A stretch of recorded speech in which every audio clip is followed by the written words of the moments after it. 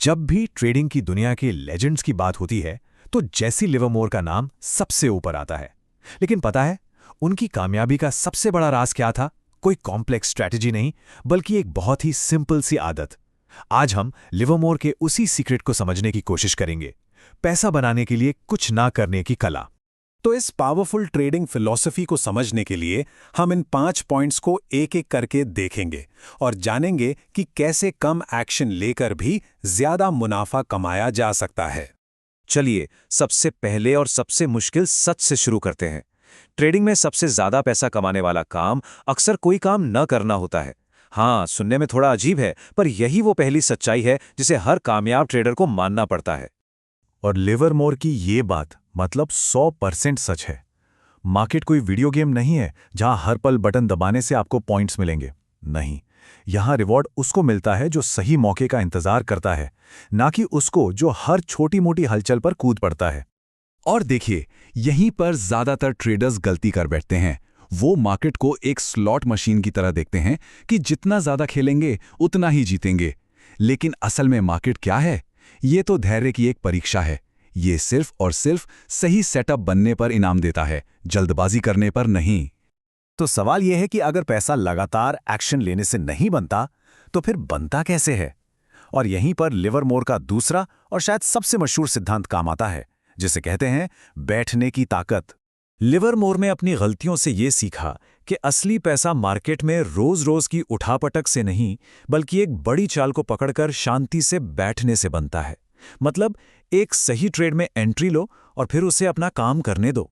ये टेबल शौकिया और एक प्रो ट्रेडर के बीच का फर्क बिल्कुल साफ कर देती है। एक शौकिया ट्रेडर यानी एमेचर, उसे बस एक्शन चाहिए, उसे ट्रेड करने का रोमांस चाहिए।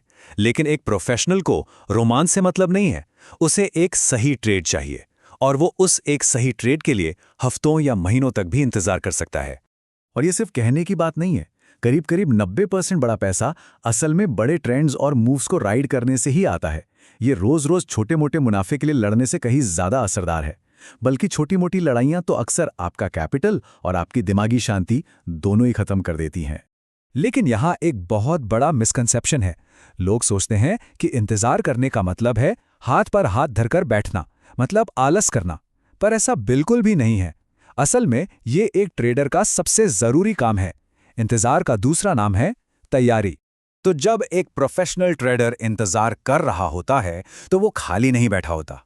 वो असल में अपना होमवर्क कर रहा होता है। वो चार्ट्स पढ़ता है, इंपॉर्टेंट लेवल्स मार्क करता है, मार्केट के सेंटिमेंट को समझता है और एक पूरा एक्शन प्लान तैयार रखता है, ताकि जब वो सही मौका आए तो बिना एक पल सोचे वो अपना सबसे बड़ा दांव खेल सके। और जानते हैं, यही वो चीज़ है जो एक प्रोफेशनल ट्रेडर और एक जुआरी में फ़र्क पैदा करती है। जब आप पूरी तैयारी के साथ कोई कदम उठाते हैं तो वो एक कैलकुलेटेड मूव होता है। लेकिन बिना तैयारी के लिया गया कोई भी ट्रेड सिर्फ एक तुक्का है, और तुक्के के भरोसे कभी दौलत नहीं बनती।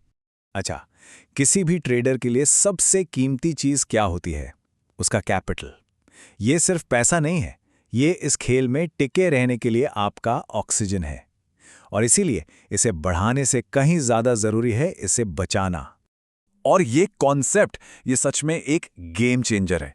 जब मार्केट में कुछ भी साफ साफ समझ ना आ रहा हो, तो साइडलाइन पर बैठना यानी कैश में रहना अपने आप में एक बहुत ही मजबूत पोजीशन है।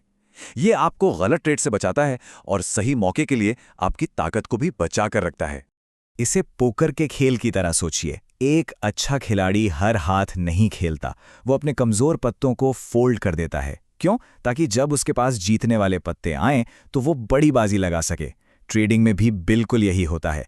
हर खराब सेटअप को छोड़ना आपके पैसे और आपके कॉन्फिडेंस दोनों को बचाता है। और अब हम आते हैं इस पूरी पहेली के सबसे आखिरी और सबसे अहम टुकड़े पर।